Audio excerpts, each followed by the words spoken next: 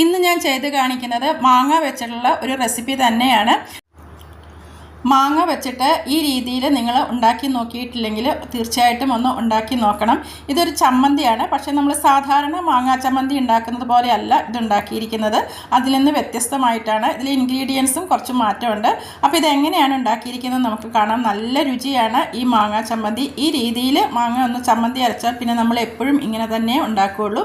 അപ്പോൾ എങ്ങനെയാണ് ഇത് ഉണ്ടാക്കിയിരിക്കുന്നതെന്ന് നമുക്ക് കാണാം.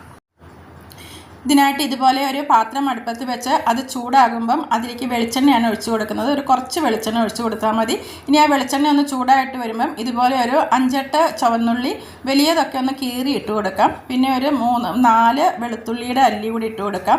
പിന്നെ ഒരു കഷ്ണം ഇഞ്ചി അത് ഇതുപോലെ ഒന്ന് അരിഞ്ഞ് അതും ഇട്ട് കൊടുക്കാം. ഇനി ഇതിലേക്ക് ഒരു 2 വറ്റൽമുളകാണ് ഇട്ട് കൊടുക്കുന്നത്. എല്ലാം കൂടി നമുക്ക് ഒരു ലോ ടു മീഡിയം ഫ്ലെയിമിൽ വെച്ചിട്ട് നല്ലതുപോലെ ഒന്ന് മൂപ്പിച്ചെടുക്കാം. ഇനി ഇതിലേക്ക് ചേർക്കുന്നത് 2 പച്ചമുളകാണ്. പിന്നെ കുറച്ച് കറിവേപ്പിൻ്റെ ഇല കൂടി ഇട്ട് കൊടുക്കാം. ഇനി നമ്മൾ അരിഞ്ഞ് റെഡിയാക്കി വെച്ചിട്ടുള്ളത് ഒരു മാങ്ങയാണ്. നല്ല പുളിയുള്ള മാങ്ങ തന്നെ എടുക്കാം. ആ മാങ്ങയും ഇതിലേക്ക് ഇട്ട് കൊടുക്കാം. മാങ്ങ തൊലി ചെത്തി ഇതുപോലെ ചെറിയ കഷ്ണങ്ങളായി അരിഞ്ഞിട്ട് അത് നമുക്ക് ഈ എണ്ണയിലേക്ക് ഇട്ടിട്ട് എല്ലാം കൂടി നല്ലതുപോലെ ഒന്നും കൂടി ഒന്ന് വഴറ്റിയെടുക്കാം.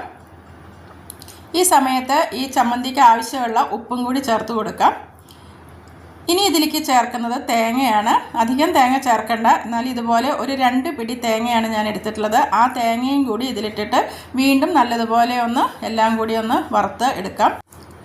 ലോ ടു മീഡിയം ഫ്ലെയിമിൽ വെച്ചിട്ട് നമുക്ക് ഈ തേങ്ങയും കൂടി ഇട്ട് നല്ലതുപോലെ ഒന്ന് മൂപ്പിച്ചെടുക്കാം. തേങ്ങയുടെ കളർ ഒന്ന് ചെറുതായിട്ട് മാറി തുടങ്ങുമ്പോൾ നമുക്ക് ഫ്ലെയിം ഓഫാക്കാം. ഇപ്പോൾ ഇത് റെഡിയായി വന്നിട്ടുണ്ട്. എന്നിട്ട് അത് നമുക്ക് തണുക്കാനായിട്ട് മാറ്റി വയ്ക്കാം. നല്ലതുപോലെ തണുത്ത ശേഷം നമുക്ക് മിക്സിയുടെ ജാറിലിട്ടിട്ട് ഇതൊന്ന് അരച്ചെടുക്കണം. അരയ്ക്കുമ്പോൾ പ്രത്യേകം ശ്രദ്ധിക്കണം, അങ്ങോട്ട് വല്ലാതെ അരഞ്ഞു പോകരുത്. ഇതിപ്പോൾ ഒന്ന് തണുത്ത ശേഷം ഞാനിതുപോലെ മിക്സിയുടെ ജാറിലേക്ക് മാറ്റിയിട്ടുണ്ട്. എന്നിട്ട് ഇങ്ങനെ ഒന്ന് ക്രഷ് ചെയ്തെടുക്കാനേ പാടുള്ളൂ. ഈ രീതിയിൽ ഇത്ര അരഞ്ഞാൽ മതി. ഒട്ടും വെള്ളം ചേർക്കാതെ വേണം അരച്ചെടുക്കാനായിട്ട്. ഇപ്പോൾ നമ്മുടെ ചമ്മന്തി റെഡിയായിട്ടുണ്ട്. നല്ല രുചിയാണ് ഈ ചമ്മന്തി. തീർച്ചയായിട്ടും നിങ്ങളൊന്ന് ഉണ്ടാക്കി നോക്കണം. അത്രയ്ക്ക് ടേസ്റ്റാണ് ഈ ചമ്മന്തി.